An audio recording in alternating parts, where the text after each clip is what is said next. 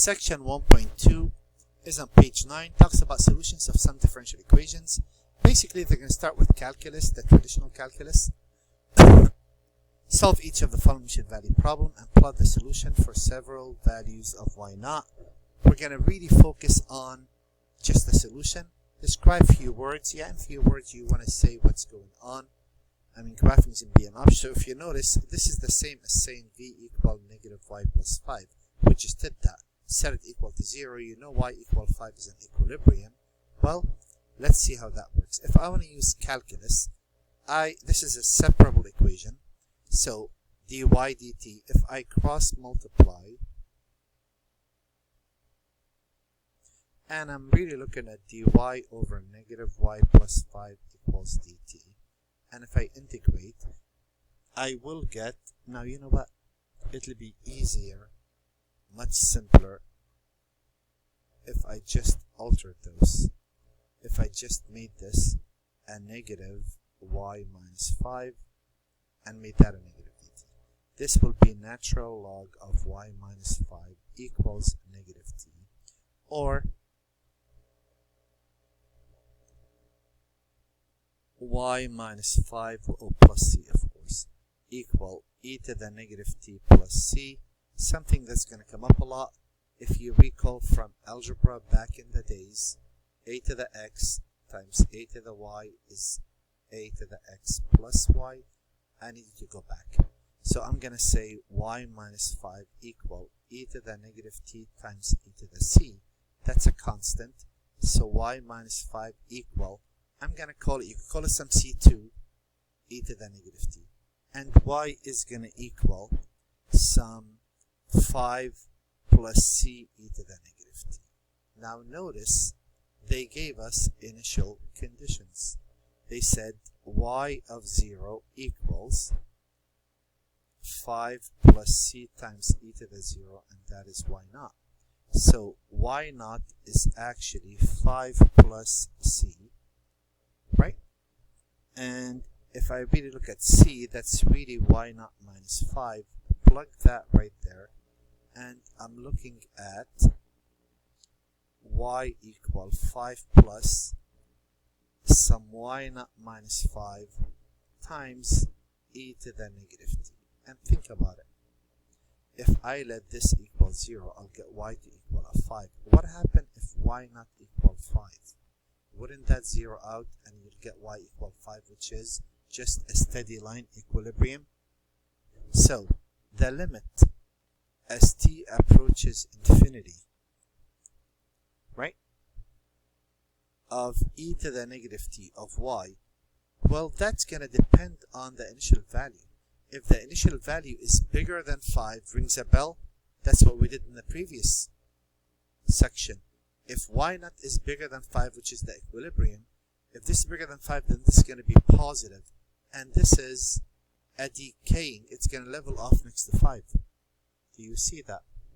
So this will approach 0, and y would approach 5 plus 0, which equal a 5, which is the equilibrium. Hopefully that makes some sense. Now, in part B, what do? They play with that a bit. They say, look at the difference. They only altered the negative 1 to a negative 2. If I go ahead and do the same thing,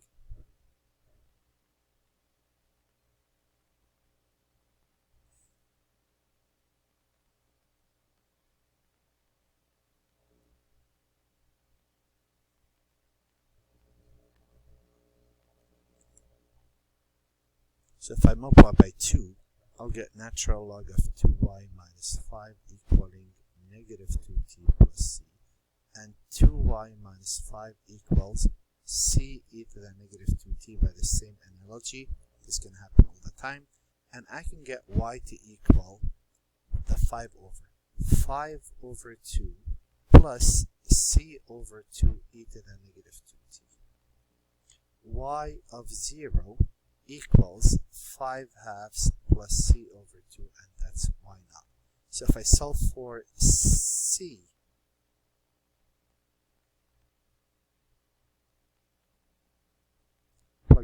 there, and I will get y to equal 5/2 plus c 2y naught minus 5 over 2 times e to the negative 2t.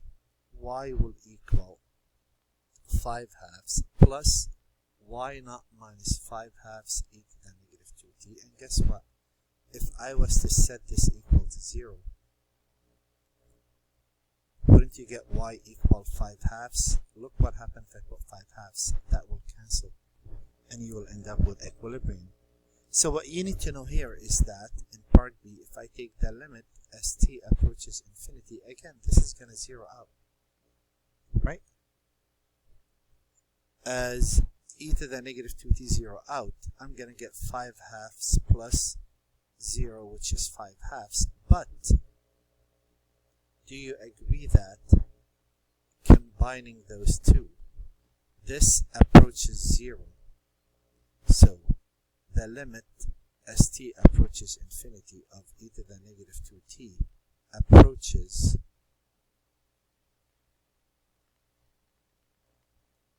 faster, right? So this decays a lot quicker. And it all depends on the initial condition. Now, something we want to look at. The rate of change of a quantity is proportional to the amount present initially. The rate of change of a quantity is proportional to y, the amount present initially. K is the constant of proportionality. If we're talking about growth, K is positive, decay, K is negative.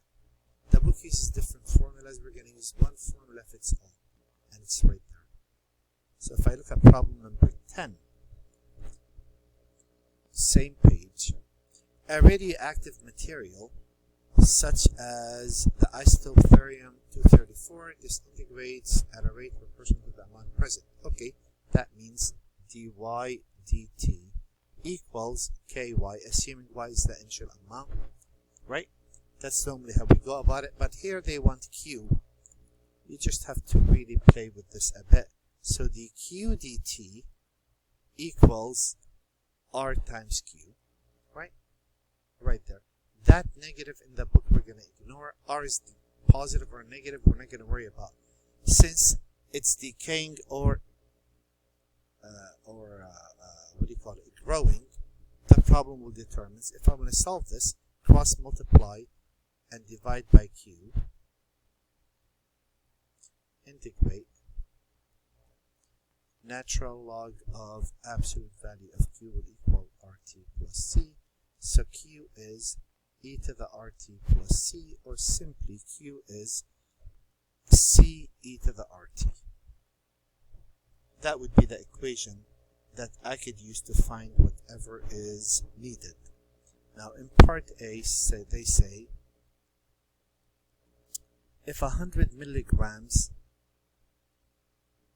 decays to 82.04 in 1 week. So here T is in weeks and Q is in milligrams. 100 milligrams initially, right? That's what that means. So if I take out of this Q of 0, that is C times e to the r times 0, and that is 100 milligrams. So Q of 0, so C equals 100 milligrams. So my equation now is that Q is 100 e to the RT. What's missing? I need to find R. If I take the 100 decays to 82, so the amount left is 82.04 in 1 week's time. You want to use 7 for days, you could. I'm going to keep it in weeks. So if I actually solve for this, if I divide by 100, that becomes 0.8204 equal e to the r, and the growth rate or decay rate is natural log of 0.820. If you want to figure out what this is, I did already. It's right there. Oops, forgot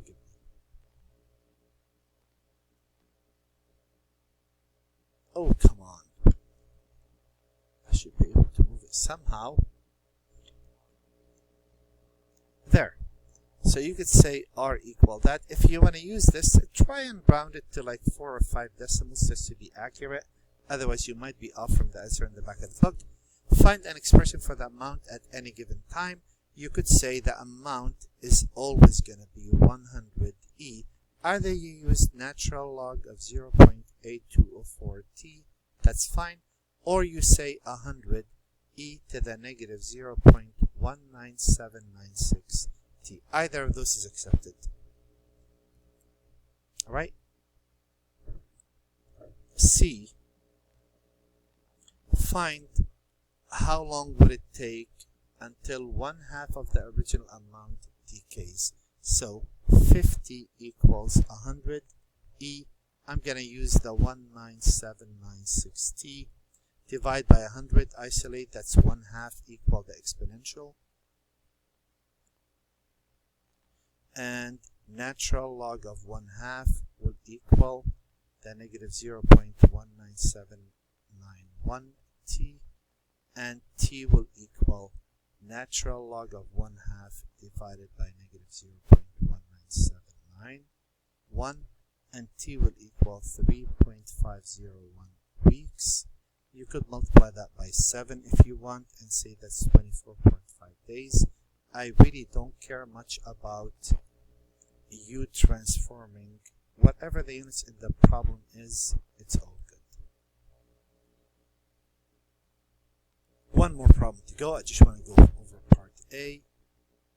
U actually is the temperature of an object that satisfies differential equations.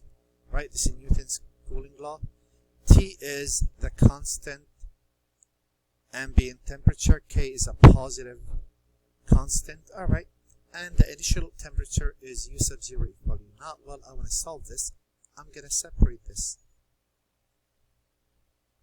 No difference than what we just did.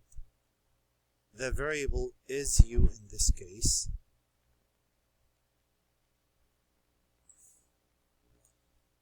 U minus T will be C times e to the negative kt, right?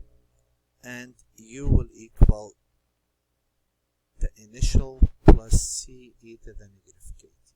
Very good. Now what? I want to use the initial condition. I want to say U of 0 equal T plus C, because that's going to be a 1, and that's U sub 0.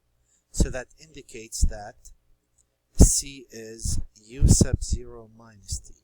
If I put that in there, I will get U to equal T plus C e to the negative kt, and C is U sub 0 minus T. There it is. And again, the equilibrium here, guess what? Set that equal to 0, that will disappear, you will be left with that constant. And there's the homework for section 1.2. I'd like you to do number 2, 7, and 11. By the way, the answers in the back of this book have all evens and odds. And I will provide the homework for the first week, the homework problems and the answers, until we get the books or somehow download, whatever it is. I'll talk more about that in class.